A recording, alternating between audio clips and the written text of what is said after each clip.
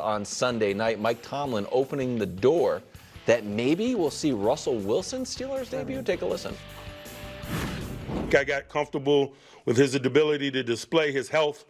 Now it's about, knocking the rust off. He did some of that last week.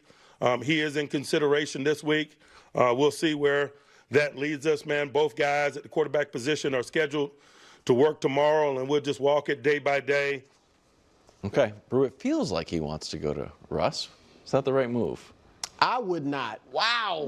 No. I mean, look, Justin Fields certainly hasn't been great. He hasn't been great enough or good enough where it's like he's a quarterback for the rest of the season. Mm-hmm. But he has been good, and the team is 4-2 to where I would not disrupt it right now. Now, they got the Jets next. I think the Jets are going to win that game.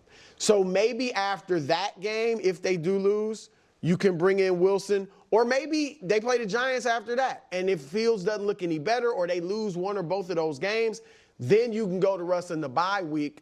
But look, I think Tomlin's saying as much as we've been 4-2, we're only going but so far with a guy throwing for 130 yards a game. Here's the stats from Fields this year compared to Russ last year.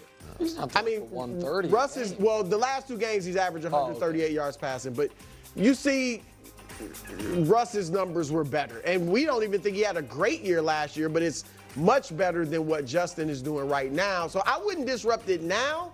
I'm surprised at that, but it would be in the back of my mind. Look, Justin's got to prove some stuff. So I think this would be insane, and I think that those numbers are a little unfair because he has 5 touchdowns rushing. So he has 10 touchdowns on the year.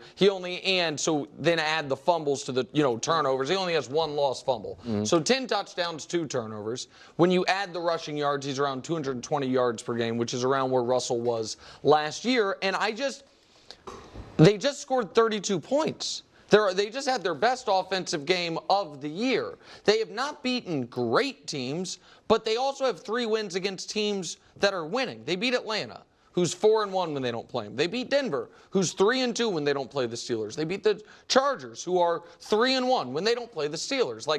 So I don't understand the timing of it, and I'm not certain they're actually doing this. I think I know Pelissero reported it looks like he's going to start. Tomlin didn't quite say that, and so I don't know how much of this is gamesmanship. But I don't know how much better they could have expected Justin to play up to this point in the year.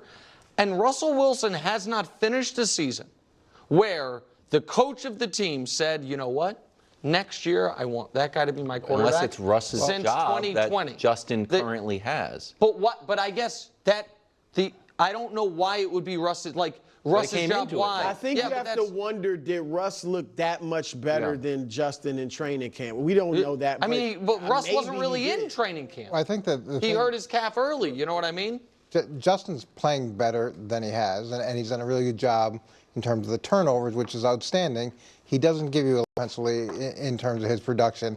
I think they should play them both, like I've said, since the start of this. And if we make the assumption that Justin Fields is playing better as a Steeler, then we should also make the assumption that Russell Wilson will play better as a Steeler. Except one guy's a young player who you'd assume is on the ascent. The other's an older player who's just dealing with But injury. if we just say organizationally they're doing a better job handling these quarterbacks that have underachieved at their last stop, then at least if you're projecting that out, that this guy will play better, now hopefully you have more offensive firepower as you move through the season. And I don't think I would probably start with having a package for both and see where it goes. But I've been saying that since Could you see a they got him. Could see a mid-game switch, Coach? I think you have packages for both guys and make teams get ready for both guys.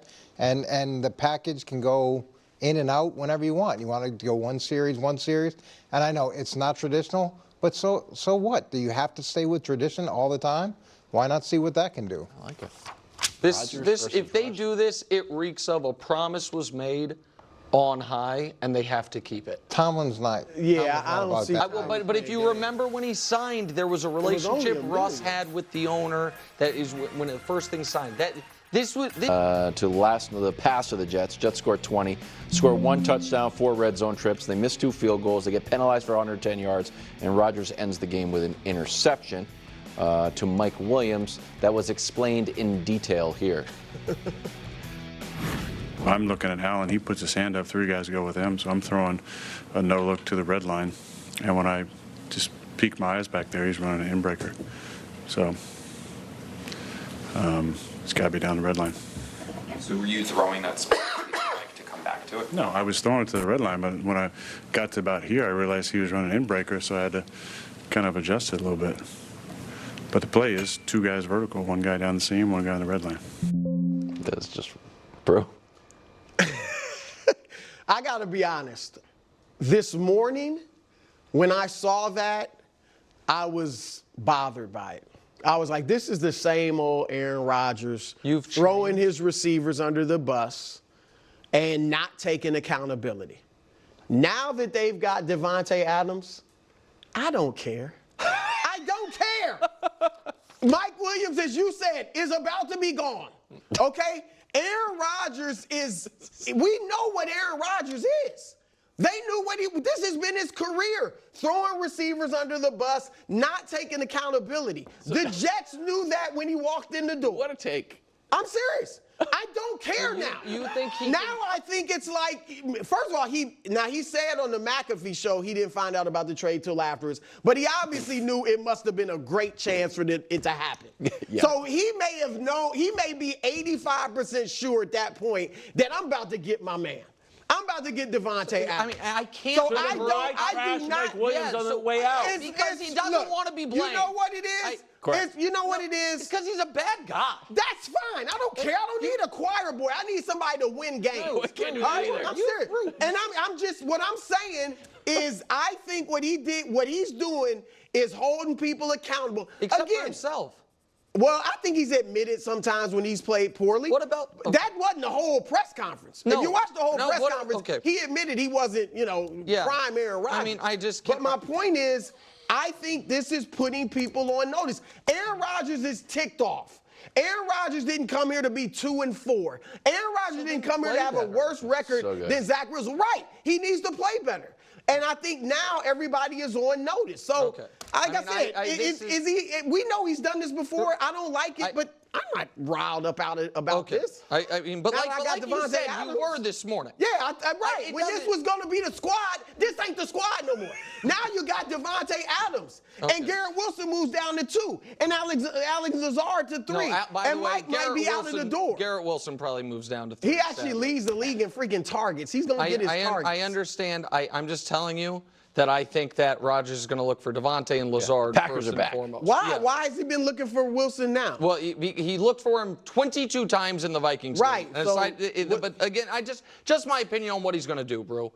Just a guy that the idea that this is a way to pull a team from the abyss, is this leadership style, is just asinine.